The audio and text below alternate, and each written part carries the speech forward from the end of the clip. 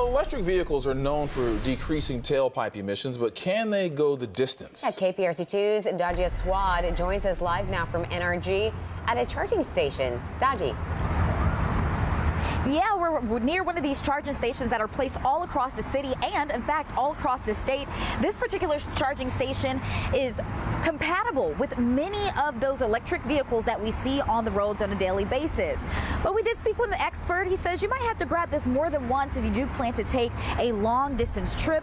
Some Houstonians saying they'd rather use gas than rely on electric vehicles. What do you enjoy about road trips when you do go?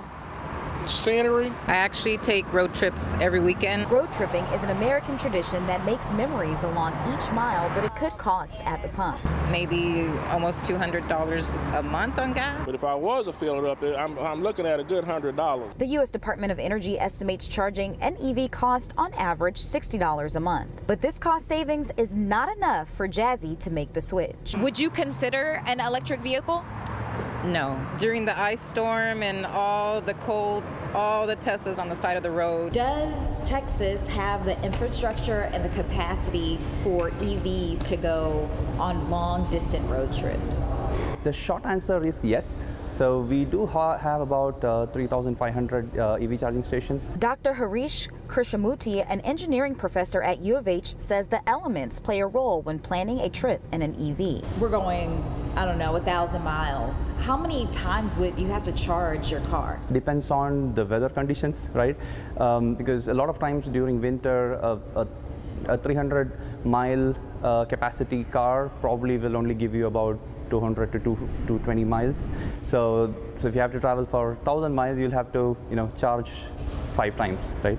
So so if we have to go for a really long trip like that, we have to find locations which are kind of carefully spaced in that line. Luckily, there's an app for that. Charger Hub EVs is one of them. You put in your starting point and destination, and it maps out where you can find charging stations along the way. Encourage everyone is to have a positive mindset for the future. A positive mindset as we try to cut back on greenhouse gas emissions. Dr. Krishnamurthy says if we continue to see electric vehicles here in Texas, we have nearly 150,000 registered in the state at this moment. If that number goes up, we're going to be looking at the need for more charging stations like this and for governments as well as private companies to invest in them as more drivers start to transition. In NRG, Dajia Swad, KPRC 2 News.